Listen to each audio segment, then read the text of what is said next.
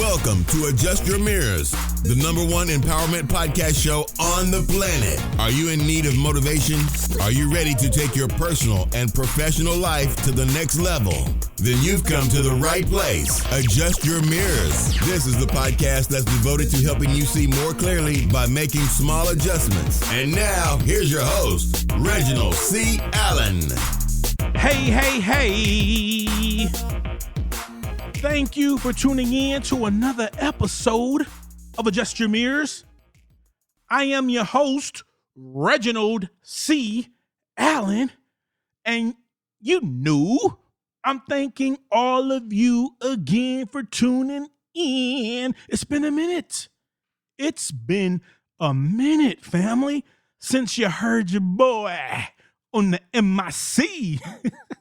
But anyway, listen, I'm back. I'm excited. I'm ready to go.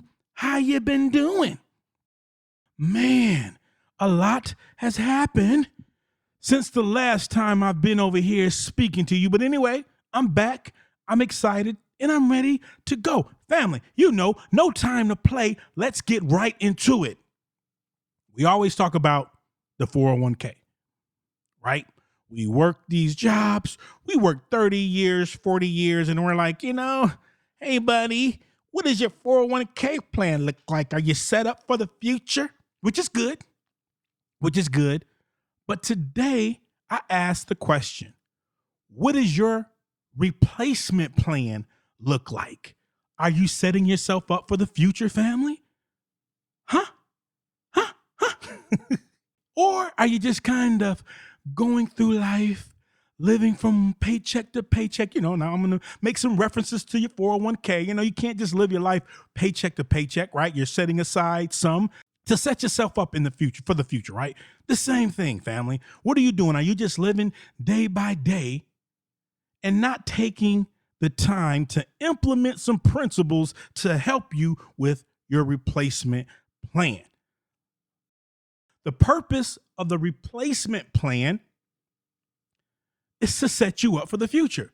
We got dreams, we have goals, we have objectives, we have all these things that we want to do, but we need to understand, including myself, if we're going to accomplish those things, we have to set ourselves up. So, family, today, your boy has 3 principles to help you out. I hope you got a pencil. I hope you have an ink pen. I hope you have what else? I don't know. Your phone, right? People don't even use ink pens and pencils, but you know what I mean. Let's take some notes. So family, today we're going to talk about our replacement plan. What are we going to do to accomplish our goals? What are we going to do to set ourselves up for the future? Number 1, family, write this down. You and I are going to, number 1, commit to the craft. Commit to your craft. If you're going to set yourself up for the future, if you're going to accomplish the goals that you set out, in order for you to do that, the first requirement is committing to your craft. Ask yourself this: how much time do you spend working on your craft? Don't worry, I'll wait. And I'm asking myself this, right? Because here's the thing. I do a podcast once a week, and me coming on the microphone, me studying maybe 2 hours prior to me putting out a podcast, that's not enough. And those people who I listen to, other mentors and other thought leaders and things like that, they say the minimum, if you want to transition from working a 9 to 5 into ultimately becoming an entrepreneur, the minimum time that you should be spending is 15 hours a week. So family, let's ask this question to ourselves. Let's be honest. We're all about adjusting our mirrors. We're all about looking in the mirror and saying, what are some of the weak spots? So I'm asking you today, family, have you spent 15 hours minimum working on your craft? See, and because here's the thing, when you begin to work on your craft, right, there's other things that happen. The first thing that's going to happen is you start implementing policies to help you change your character, character development. How are you developing as a person? Because here's the reality. We can't talk about, I'm going to work on my craft, I'm going to develop, and you're the same cat 30 years ago that you are today. Listen, family, listen, trust me. You hear me speaking on the microphone, and this is for Rip. You hear me singing on the microphone. That's for my boy Rip. But here's the thing. I'm not the same cat that I was back in 1991. I'm not where I want to be, and I don't claim that I have it all together because I don't. I'm a work in progress. But one thing I can say is I'm not the same person because, let's just keep it real. Some of the situations that we've encountered as people, we don't react the same. There might have been a time if you would have said the wrong thing to me, bam, you would have been on the floor, right? But I don't respond that way anymore, right? There's some times where we need to look back and say, you know what? I'm thankful that I'm not the same person. I'm thankful that God has changed my life. I'm thankful that I'm implementing principles to help me with my character. So listen, committing to your craft will ultimately help you with your character development. Committing to your craft helps you to change your focus and your framing. It will help you to see things from a different perspective. Again, you can't be the same dude that you were in 1991 with the same thoughts, with the same reactions. Now, there's some things about our personality, that may not ever change, but the core of who we are, we should always be developing. We should always be evolving because this is going to set us up for our future, just like that 401k plan. Set yourself up for the future. So what are we going to do? We're going to commit to our craft. Okay? As I told you, I hope you got your ink pen and your pencil. Number 2, we're going to control our narrative. You're setting something up for the future. You have to control your narrative. You have to come to a place in your life where you say, you know what? I'm going to do what God has called me to do, and I can't continue to do everything that everyone else wants me to do. You can't please everyone, and you can't conform to what everyone else wants you to be. Because family, let me be honest with you, okay? Let me be very transparent with you. If you talk to my family, they think I should be doing something else. I'm not throwing anyone under the bus, but I'm just saying, you have to come to a place where you're at peace, where you're okay with controlling your narrative. Because people will have you doing things that you're not supposed to be doing. My family, again, not throwing any particular members under the bus, they would have me thinking I should be a pastor with 30,000 members there preaching. No. I can't continue to do what other people think I should do and then live a life of misery. Now, I'm not saying ministry is miserable, but I'm saying at this particular point in my life, I know what God has called me to do, and it's not to start a church, man. But I can only live in peace because I understand the importance of controlling my narrative. Again, you can't conform to what people think you should do. So think about it. What are people telling you should do? I see you. You're a very good speaker. You're a very good motivator. You should be a preacher. No. You have to get comfortable enough to know this is what God has called me to do. Because look, most of the time, people who are telling you what you should do, they're not even doing what they should be doing. You understand what I'm saying? Let's get that, right? They're telling you, hey, man, these are some of the talents and some of the characteristics that I see in you. Thus, this is what you should be doing. You should hit them with this question. Well, what are you doing about what God has called you to do, man? So get to a point to where you're comfortable enough knowing what God has called you to do. And if you don't know, that's okay, right? That's why every single day you take a step toward something.